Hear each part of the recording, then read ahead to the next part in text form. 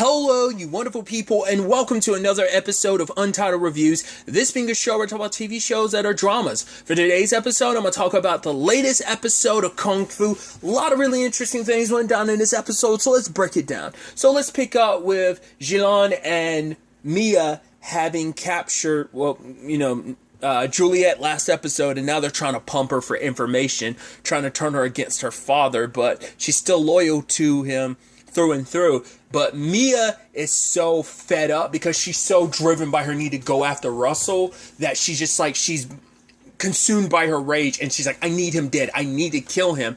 And Juliet running her mouth off, being like, you won't do it, and ends up bringing up her mother. And then Mia starts choking her because she's like, oh, you're not a killer like Jilan. But Mia showed her that she's capable and left massive bruises on her neck, being like, oh, you think I won't kill you if you don't give us what we want? It's like, yo!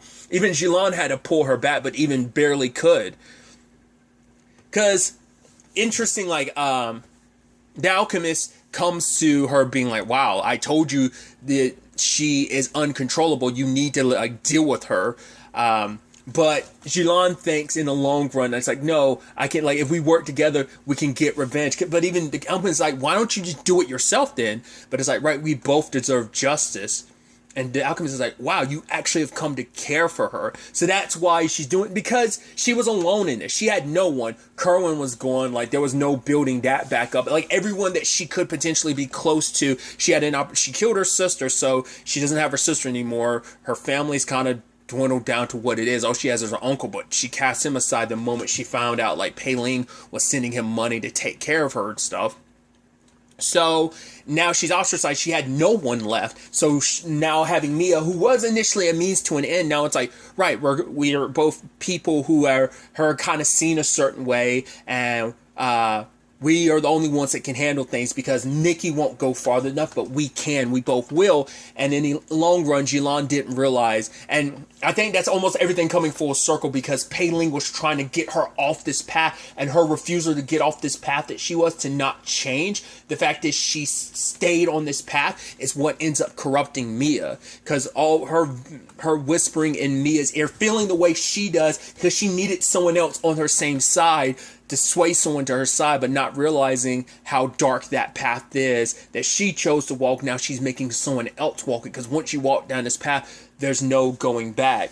And Jilan didn't really think about that because she herself is just so consumed by her revenge, but she didn't want to go down this path alone. So, but talking to the alchemist and understanding, all right, so we know the alchemist last episode was worried about everything because the ritual that the Wang Zhou was going to use was going to get rid of the bloodlines. But it's like, right, so why are you so adamant about stopping Tan's plan? Because it's not just about causing an earthquake. Tan's real plan ends up being revealed, where he wants to enter the realm that she exists in, the realm between life and death. The veil, the Krogstad, and it becomes apparent oh, he's trying to resurrect his son. And Jilan uses that to convince Juliet, oh, you're on the wrong side. Your father, everything you've ever done, you, Kerwin, you and Raymond always had to compete for his love and for his attention and his approval. And despite everything you've done for him, he's still just trying to resurrect his favorite child. I even love it later on, Juliet puts it out there too, right, the golden child being Raymond, the prodigal son, Kerwin, and her always being the girl. She was never good enough. It's not until both of them, Raymond dying, Kerwin being ostracized from the family, that he finally saw her. He turned to her when Kerwin was seen as a traitor, his traitorous son. That's when it's like, right, you are my, she was all he had left. So it's almost like, oh, cool, I'm glad I finally get chosen. But the effed up thing is, she embraced being chosen because, for the first time, father sees me. I can prove myself to him, because their entire lives have been trying to prove themselves to their father.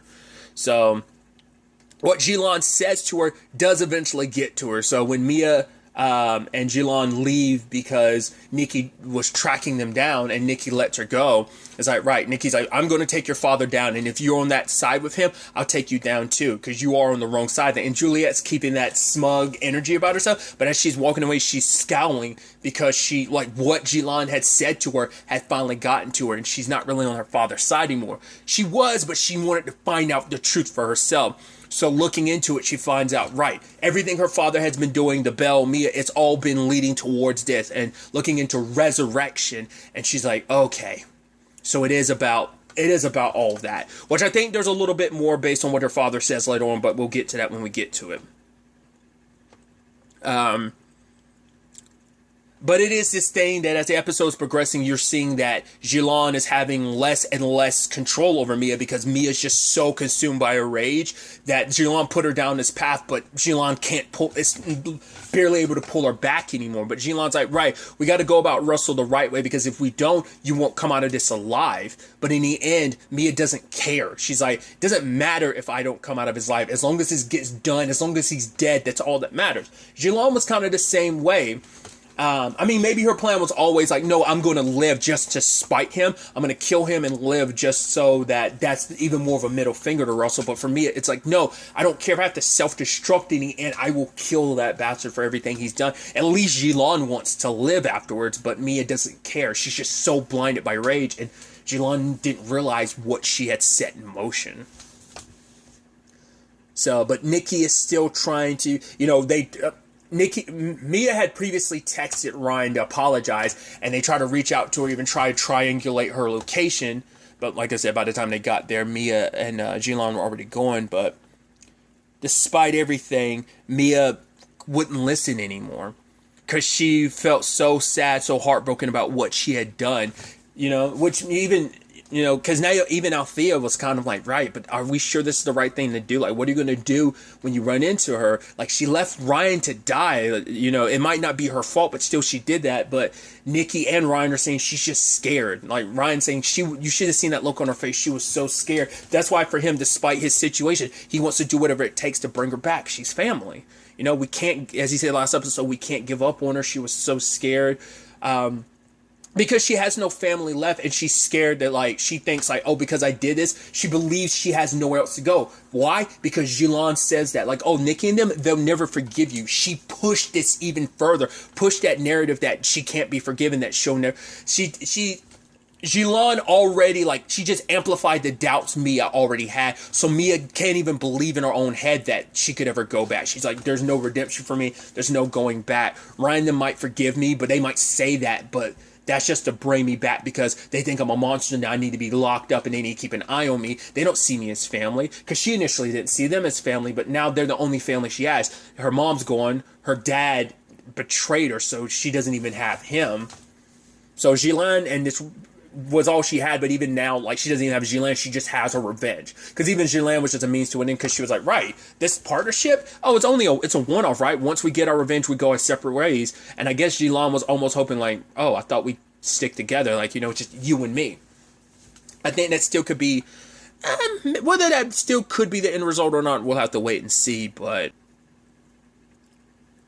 At the same time all this is going down, after finding out the truth about her father's research and stuff, who does Juliet turn to? None other. She tracked down her brother, Kerwin, and is like, right, we could do this together. Which I love that Kerwin's kind of like, no, let's not. Because he knows how dangerous their father is, and is like, get on his wrong side, it'll be bad. It's just like, let's just walk away from all of this. But for Juliet, it's no. I've sacrificed too much, and I'm not going to let him get away with everything that he's done, using us and abusing us. He always pitted us against each other, and you were right. At the end, it doesn't matter. He was always going to pick Raymond, his dead son, rather than the children he still has alive. And she's like, we could do this together, but Kerwin's like, no, let's not. He just wanted to move past this. He wasn't going to because I think for him the point was not to let revenge consume his life, because revenge has consumed them others. It already consumed Jilin. It already consumed Mia. He didn't want to go down that path. It's like, right, he was on the other side of Jilin's revenge, and even his own revenge, and wanting to get revenge against his father, that it's like, it's not worth it and I'm going to live my life and not just stay in his shadow and just be what he wants and spend my entire life thinking about it, I will, maybe he still on some level on the inside still wants to get revenge against his father, and he's pretending like everything's okay when it's not. He's still angry, but he doesn't let it consume him like Juliet does. So Juliet ends up gathering up all the evidence she can, every bit of evidence to take her father down. She's trying to sneak behind his back to get the board on her side, which Kerwin calls her like, if I found out about it, father did too. And sadly, he had her phone bugged. I guess he knew like she was a little off after coming back from Geelon, that he knew something was up. Now he knows that she was making a power play. And once again, the heartbreaking thing for Juliet, it's like, I believe that I could be that child. I did everything for you. I've done things I've regretted. I've done terrible things. I've ruined people's life for you. And in the end, I would have even killed for you. I mean, didn't she technically do that with but I guess it's like when she used the Jusha against that guy from the Wangzai, like she didn't do that on purpose, but she's like, I would intentionally kill someone for you. And it's like, do you know how messed up that is? I would do that. I would destroy myself for you because I wanted your love and attention, and I wanted all of this, all the stuff you promised me, but it was all a lie. It was a fallacy just to get Raymond back. And he's like, you don't understand, daughter. Like, there's a lot more. You think you know, but you don't. And she's just like, don't tell me. I'm not going to believe you, father. How could I ever believe you again? All the lies and manipulations. And she tries to stab him, and he stabs her back. He's like, you could have been by my side. So the correction in all of this is that we thought he was trying to resurrect Raymond, which may have been part of it. It seems like his lone goal was immortality, just like Zhao, which I'm assuming, and maybe I could be wrong, I'm thinking in the end of this, Russell's going to get close to what he wants, and I think the outcome is Zhao, she's going to end up getting released. I think she's going to end up getting released in the end and ends up in this plane of existence, maybe. But I mean, it's not what she wants, but she might leave the realm of that veil. She might leave that with all these supernatural powers and be this ultimate being. That might be the end result there. Like I said, my thought was always that she was going to try and like possess Mia's body, which I get, once again, very, Lucifer and Sam, or Michael and Dean from, with the whole supernatural situation of like a proper vessel. That still could be the end result. Because Zhao still wants to destroy the hybrid because she's correcting a mistake. I think it's more so like the mistake was not making myself the hybrid, making myself the monster in this particular case. Like that power, rather than giving it to someone else, I should have given it to myself. So combining her immortality with that is probably going to be the end result. We'll see. But my understanding and my guess is he was going to bring Juliet with him, and I think maybe he was going to plan on resurrecting Raymond, but that way they could be together as a family. Now, whether that included Kerwin or not, who knows? But I think that's probably what he was saying, like, right, we could live together forever. Because he was getting older, and what does everyone fear but death and running out of time? Very pertinent timing for that, just because the Flash episode dealt with that episode as well. So I think that might have been his result of like, right, I'll live forever with all this power with my family. That he was going to bring Juliet with him as well after resurrecting Raymond. So it was like, we were going to be together. Once again, would he eventually have dragged Kerwin into... I don't know. Because there's still resurrection he was looking into, but maybe he was initially looking into that, but then decided just to... It is kind of interesting that in the end result, it's still about your immortality, you selfish... that his selfishness was still at the forefront, that the person he still cared about the most was himself. So maybe there's something there. Like I said, I'm thinking there's more to it, that he wanted to bring his children with him, but in the end, it doesn't matter because he ends up killing Juliet. Maybe he thinks I was about to say, like, does he think he can resurrect her? He knows about it now. Would he try to bring her back? But he's steadfast and like, right, nothing's changed going forward. We do see that Juliet, before she dies, she ends up sliding her phone. So all the evidence necessary to take her father down is there. So this does put Kerwin in a position where, at the end of it all, he's going to walk away with everything his father... It doesn't seem like he has that same ambition that his father does. I mean, but we don't know. Once you have all that power, we don't know if that's going to go to Kerwin's head and that's going to be an issue or not. But it seems like, I think when the results are in... I don't think he's going to die, but maybe by the end of the season he will. It might be a thing of he gets arrested, but Jilon sneaks in and kills him. Or Kerwin does, because maybe Kerwin will have all that power and position. He uses it to finally sneak in and kill his father, or pay someone to kill his father in prison, because it's like, right, it's payback for you killed, like, not only your treatment of me and my sister and just our whole childhood, but also the fact is you killed her, because this was what Kerwin warned her about, but that he's so consumed by his own ambition. I mean, to be fair, she was going to kill him, but he didn't have to do this. He didn't have to raise his children the way he did. But I think the end result is he realized what he had done, because he is all alone. His son, Raymond, is dead. Kerwin's an outcast and wants nothing to do with you. Juliet betrayed you because she thought you kind of wanted nothing to do with her. The way you fostered your family is the reason this all came about. This is all on you. Your ambition, your abuse of your children, the way you've raised them. Because he thought like, because even Juliet tried to be like, okay, Kerwin, I only pushed you as far as I did because I wanted you to survive so that we could rule together. And that was kind of BS. Just like Russell's attempt to be like, oh, like I wanted to. He was selfish in the way he approached everything, and he was far from a good father, and that's why everything turned the way it is. Like, despite everything, you reaching for immortality, you're going to be alone. Because even if you resurrect Raymond, who's to say that he's going to want anything to do with you if he finds out you killed your own daughter, his sister? So, I don't know. Like I said, I don't know if it's going to be a situation of Tan just spends the rest of his life in prison. There's always a chance he could always get out, but at the very least, I think he's going to get arrested, but I think the season's going to end with him getting killed.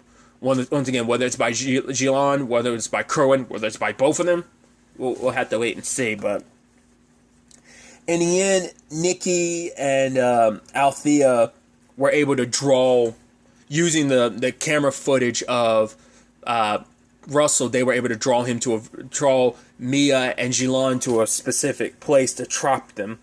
And Mia's still listening to what Nikki had said a couple episodes ago to Ryan. Once again, I don't think she heard all the conversation, because it's like, yeah, Nikki says she was scared, but she missed that last part where Nikki was like, yeah, but I know Mia's a good person. She didn't hear that last part of the conversation. So, yeah, Nikki might be a little worried, but she's worried that you choosing this path you have will set you down the path that you're so scared of being. But for her, it's like, right, you think I'm a monster? Well, I am. I'll be a killer. I will be a monster. I'll kill Russell Tan, and I'm not going to let anyone stop me. Jilon and Nikki try to, but Mia's too strong, and she ends up beating them both. And Mia found her way to Russell and ended up beating up every guard in her way. And then the final guy, she killed him. Like, it's like that final kick, I was like, oh, that sounded like that broke his neck. And in that moment, she froze and hesitated, because that was the first time killing someone, and it finally like snapped her out of it. It's like, oh, I killed someone. It's like, was he a good guy? No, but it's still the thing of like, right, I'm a murderer now. I killed someone. Just like she kept embracing, saying like, no, I am a monster. But when the time came, it shows that she still has her humanity, because in that moment she was shaken to her core. Wait, I killed. No, this I can't believe I did this. And she started breaking down, and that's what gave Russell the opportunity. She fell. Her need to go after him led to all of this. And Jilon was like, right, Nikki, we should do this. And Nikki's like, we? There is no we.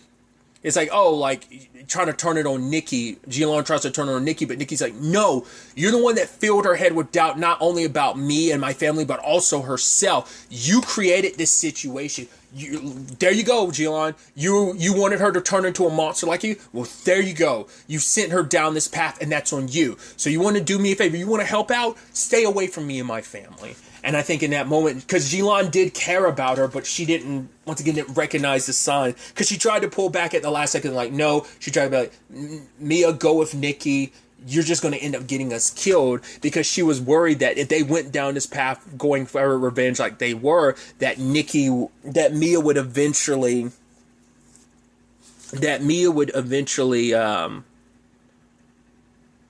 would get herself killed. And so Jilon was kind of looking out for herself, but also for Mia as well. But once again, you set so much in motion going down this path, and so now she has such large regrets about how she's handled things. So I think And I think maybe we might see some Pei Ling reaching out to her again like before. And now that Jilon's kind of at such a low, being like, right, I'm the reason why because I've done this, I basically handed Russell Mia. So now Russell Ted has everything he needs to become immortal. So it's definitely going to be really interesting to ultimately see where all of this ends up taking us. Going forward into the next episode, we've only got 2 episodes left this season, so it's going to be interesting to see what happens next. But really, that's all I'm going to talk about. Till the next time we meet, be happy, be safe, live life to the fullest, and enjoy it. Good day, and goodbye.